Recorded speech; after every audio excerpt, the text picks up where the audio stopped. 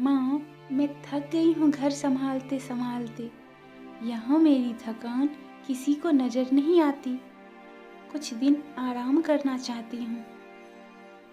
सोच रही हूँ कुछ दिनों के लिए अपने मायके आ जाऊँ।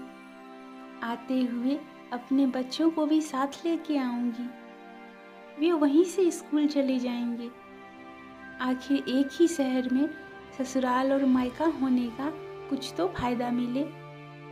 निम्मी ने फोन पर अपनी माँ से कहा। संगीता जी ने दूसरी तरफ से कहा, हाँ बेटा, जब तेरी इच्छा हो आ जाना। आखिर ये तेरा ही तो घर है। ठीक है माँ, तो मैं कल आ जाऊँ? निम्मी खुश होकर बोली। हाँ बेटा, कल आ जाओ। मैं तुम्हारा इंतजार करूँगी। अभी मैं फ़ोन रखती हूँ, मुझे मंदिर भी जाना है। संगीता जी ने फ़ोन रख दिया और सीधे किचन में गई।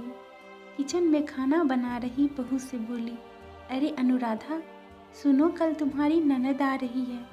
आज बाजार जाकर फल सब्जी और मिठाइयाँ लेकर आना। बेचारी मेरी बेटी ससुराल में नौकरों की तरह काम करती है और उस पर कोई ध्यान ही नहीं देता। यहाँ आएगी तो कुछ दिन रहेगी तो उसका मन और तबीयत दोनों अच्छे रहेंगे। सास के मुंह से ऐसी बातें सुनकर अनुराधा का चेहरा उतर गया। वह मन ही मन सोचने लगी, काश आपको मेरी थकावट भी नजर आती। मैं भी दिन रात झाड़ू पोछा, बर्तन, खाना बनाना, मार्केट जाना और हर वह काम करती हूँ जिससे हमारे परिवार वालों को कोई दिक्कत ना हो। काश आप मुझ पर ध्यान दे पाती। आपकी बेटी तो जब मन में आता है तब यहाँ आ जाती है, लेकिन मैं साल में एक बार ही अपने माँ के पास जाती हूँ, तब भी आपको प्रॉब्लम होती है। मैं भी इंसान हूँ, मेरा भी मन है। मुझे भी लगता है अपने माँ के पास जाकर थोड़ा आराम करूँ, सुख दुख की दो चार बातें करूँ, अपना मन हल्का करूँ। भगवान, अब तुम ही कुछ करो ताकि मेरी सास की आंखें खुले और उसे मेरी भी थकावट नजर आए। शाम तक भगवान ने जैसे अनुराधा की सुन ली और उसकी ननद का फ़ोन आया। ननद ने अपनी माँ से कहा कि उसकी सास ने उसे मायके आने के लिए मना कर दिया है, इसीलिए इस बार वो नहीं आ सकती। संगीता जी बोली, ऐसे कैसे मना कर दिया? पहले तो कभी वो तुम्हें आने के लिए नहीं रोकती थी, इस बार भला क्या हो गया? लाओ, मेरी बात कराओ, मैं उनसे समझाती हूँ। निम्मी ने फ़ोन अपनी सास के पास दिया। संगीता जी ने कहा, नमस्कार समधन जी, आपसे कुछ कहना था। समधन जी ने कहा, कहिए। दरअसल निम्मी कल त्योहार है, इसीलिए अपने मायके आना चाहती है। अगर आप उसे भेज दें तो अच्छा रहेगा। निम्मी की सास ने कहा, देखिए समधन जी, आपकी बेटी मायके जाकर रहे, इस बात के लिए हमने उसे कभी नहीं रोका और इस बात से हमें कोई प्रॉब्लम नहीं है। कुछ दिनों पहले मैं अपने रिश्तेदार की शादी में गई थी। वहाँ आपकी बहू अनुराधा की माताजी से मिलने का मौका मिला।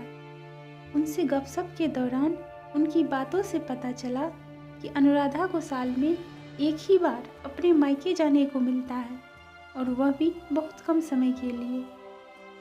मुझे लगता है आपको पहले अनुराधा को उसके मायके भेज देना चाहिए और वह जब मायके होकर आ जाएगी तो मैं निम्मी को आपके पास भेज दूंगी। एक बहुत ज़रूरी बात जो मुझे लगता है आपको समझ लेनी चाहिए कि आपको अपनी बहू को भी बेटी की तरह, बेटी से भी ज़्यादा प्यार देना चाहिए। उसे भी मायके जाने की इच्छा होती होगी।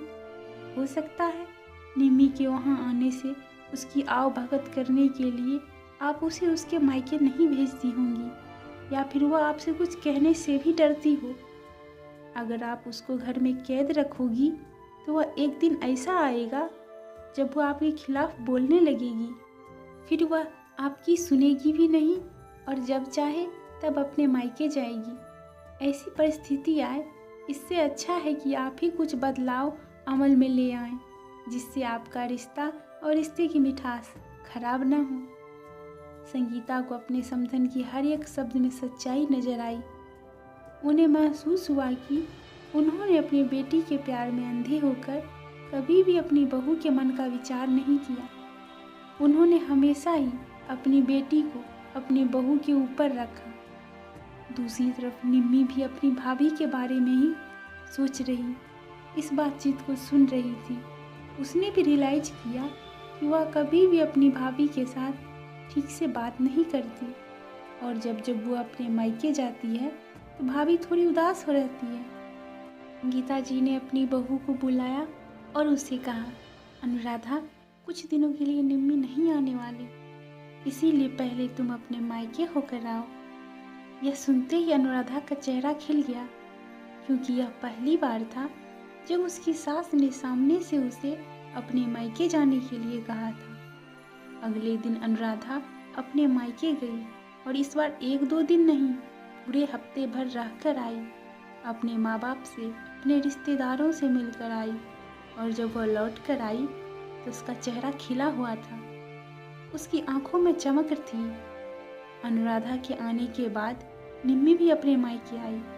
इस बार वो खुद सामने से अपनी भाभी से खुशी खुशी मिली और अच्छे से बात की।